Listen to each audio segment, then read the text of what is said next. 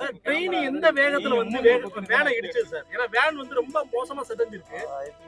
95 kilometre 95 kilometre வேகத்துல வந்திருக்கு. இவர் வந்து கேட்டை க்ளோஸ் பண்ணி வச்சுக்கணும் அந்த டைம். அதுதான் பண்ணியிருக்காரு. 7:06க்கு அதான் பண்ணியிருக்காரு. ரெக்கார்டு படி அப்படிதான் இருக்குது. ஒவ்வொருத்தரும் ஒரு இது பண்ணதுக்காக ஒரு நம்பர் எக்ஸ்சேஞ்ச் பண்ணிடுவாங்க. இப்போ பப்ளிக் சொன்னா திறந்து விட்டுருவாரா? அவருக்குன்னு ஒரு ரெஸ்பான்சிபிலிட்டி இல்லையா? உங்க புரோட்டோகால் நீங்க சொல்லலையா? அதுதான் அவர் அதை சத்தம் போட்டு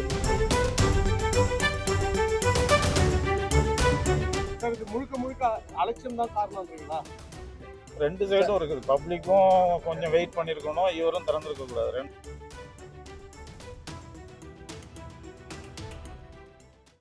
நடந்துருக்கவே கூடாது. எல்லா ப்ரொசீஜரும் ஃபாலோ பண்ண பிறகும் இது நடந்திருக்குது. எனக்கு ஆள்தார்வா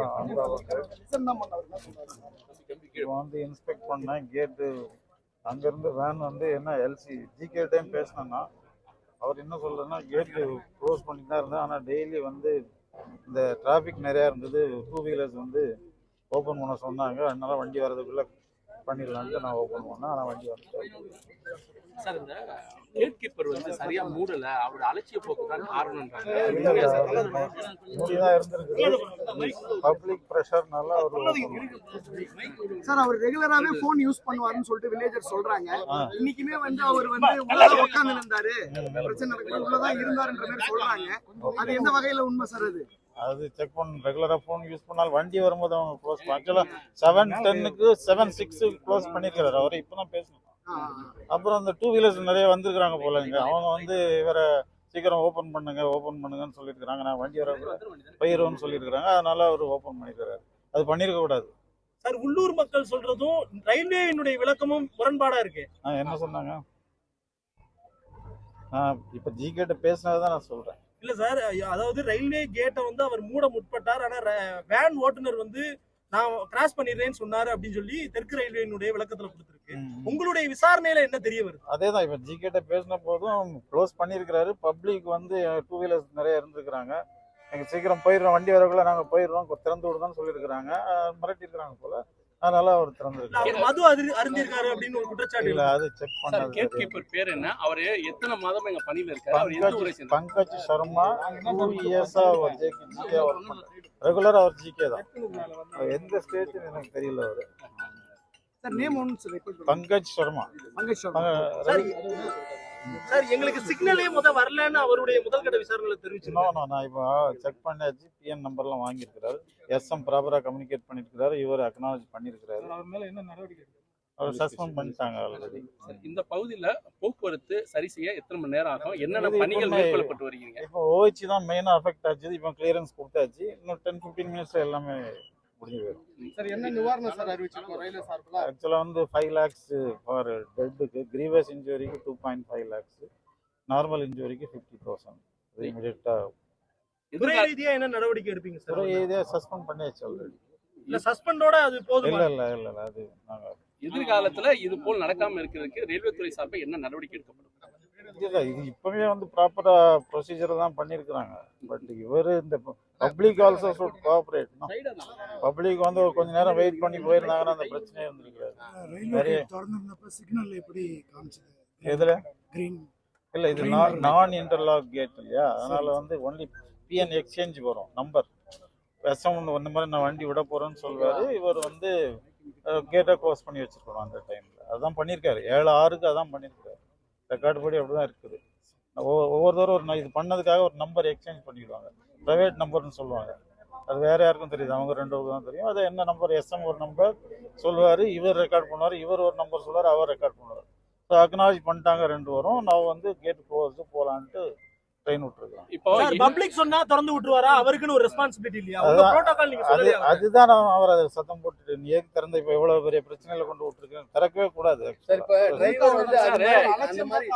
டிரைவர் வந்து அந்த மாதிரி ஒரு சம்பவம் நடக்கவே இல்லைன்னு சொல்றாரு.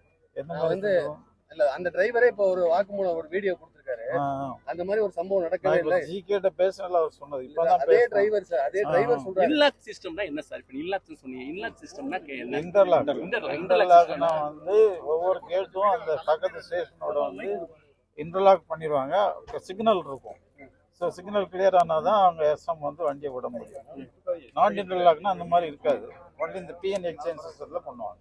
இதுக்கு முன்னாடி இது நடந்திருக்கா? இதான் ஃபர்ஸ்ட் டைமா? இல்லை, இதுதான் எனக்கு தெரிஞ்சு சார் இங்க சிக்னல்கள் இல்ல, ஒரு தொலைபேசி மூலமா தான் அவருக்கு சொல்லுவாங்க. ஒரு தடவை சிக்னல் இல்லன்னு ஒரு குற்றச்சாட்டு உண்மையா? அது ஃபோன் ரெகுலராக டெடிகேட்டட் ஃபோன் இருக்குது ஒவ்வொரு எஸ்எம்முக்கும் ஜிகே கூட கம்யூனிகேட் பண்ணுறது. அதுபடி தான் பண்ணியிருக்காங்க. சார் ட்ரெயின் எந்த வேகத்துல வந்து வேனை இடிச்சது சார்? ஏன்னா வேன் வந்து ரொம்ப மோசமா செதஞ்சிருக்கு. ஐ திங்க் 95 கிலோமீட்டர் 95 கிலோமீட்டர் வேகத்துல வந்திருக்கு. சரி, இந்த பகுதியில என்னென்ன பாதிப்பு ஏற்பட்டிருக்கு? ரயில்வே தண்டவாளங்களுக்கும் மின்கம்பம், மின்சாரம். இதில் ஒன்லி ஓஹெச் தான் மெயினாக பாதிச்சிருக்குது. அது கரெக்ட் பண்ணிட்டாங்க. ஆனா இது எத்தனை மணி நேரம் ஆகும்? ஆல்ரெடி ஆயிடுச்சு, ரெக்டிஃபை ஆயிடுச்சு. அடுத்த கட்ட நடவடிக்கை என்ன சார்? அடுத்து இப்ப விசாரணை பண்ணிட்டீங்க, அடுத்து என்ன பண்ண போறீங்க? என்ன பண்ணுவீங்க? ப்ராப்பராக டிஆர் என்கொயரி, பிளட் சாம்பிள்லாம் எடுத்துருவாங்க. எடுத்துட்டு என்னென்ன ப்ரொசீஜரோ அது பண்ணிருக்காங்க. எத்தனை ட்ரெயின்ஸ் கேன்சல் ஆயிருக்கு? எதுவுமே கேன்சல் ஆகல, ரெகுலேட் ஆயிருக்குது. 5 ட்ரெயின் ரெகுலேட் ஆயிருக்குது. இப்போ ஒவ்வொன்றா ரிலீஸ் பண்ணுறாங்க. ஒரு நாளைக்கு எத்தனை ட்ரெயின் சார் இந்த லைன்ல நமக்கு? இது எத்தனை ட்ரெயின், ஏதாவது பாதிப்புகள், ரயில்வே பாதிப்பு? அதான் 5 ட்ரெயின் ரெகுலேட் பண்ணியிருக்கிறோம். 5 ட்ரெயின் ரெகுலேட் பண்ணியிருக்கிறோம். வெயிட் பண்ணி வச்சிருக்கிறோம். இப்போ ஒவ்வொன்றா ரிலீஸ் பண்ணுவோம். கேட் கீப்பர் வந்து சரியான முறையில் மூடி இருக்காருன்னு நீங்க சொல்றீங்க சார்? அவர்கிட்ட பேசினதுக்கு அப்புறம் 7000 வாங்கிட்டு மூடி இருக்கிறாரு. பப்ளிக் ப்ரெஷர்னால அவர் ஓப்பன் பண்ணணும்னு சொல்றாரு. சட்டத்துல இடம் கிடையாது. இடம் கிடையாது. அதனால தான் ஆக்சுவலாக ஒன்ஸ் அந்த நம்பர் வாங்கியாச்சுன்னா அவர் ஓப்பன் பண்ணவே கூடாது. தப்பு அவர் மேல இருக்குல்ல? கண்டிப்பா. இப்ப நம்ம துறை ரீதியான என்ன மாதிரி நடவடிக்கை எடுத்துக்கணும்? அதான் சஸ்பெண்ட் பண்ணிட்டோம் இமிடியேட்டா. சார் இது முழுக்க அலட்சியம் தான் காரணம்ன்றீங்களா? ரெண்டு சைடும் இருக்குது. பப்ளிக்கும் கொஞ்சம் வெயிட் பண்ணிருக்கணும், இவரும் திறந்திருக்க கூடாது. ரெண்டையுமே அவரோட தப்பு தானே சார்? அதுதான் நான் தான் திருப்பி அதேதான் திருப்பி சொல்லி. டிரைவர் மட்டும் தான் மூடி இருந்துச்சுன்னு சொல்றாரு சார். மத்த எல்லாருமே வந்து கேட் ஓப்பன்ல இருந்துச்சுன்னு சொல்றாங்க. குறிப்பா வந்து அந்த டிரைவரே இப்போ வந்து ஒரு வீடியோ வாக்குமூலம் கொடுத்திருக்காரு. அதுல ஓப்பனா இருந்துச்சுன்னு சொல்றாரு அவரு. இதுல எது உண்மை தன்மைன்னு நீங்க விசாரிச்சிருக்கீங்க? இல்ல, அது இன்னும் 2 வாட்டி என்கொயரி பண்ணி அதுக்கு முன்னாடியே அவசரப்பட்டு ஒரு ஸ்டேட்மெண்ட் ரயில்வே கொடுக்க என்ன நெருக்கடி? இப்போ ஜிகேட்ட நான் பேசினதுனால தான் சொல்றேன். நான் இப்பதான் பேசினேன் சார். நீங்க ஒரு கேட் கீப்பர் போதுமா?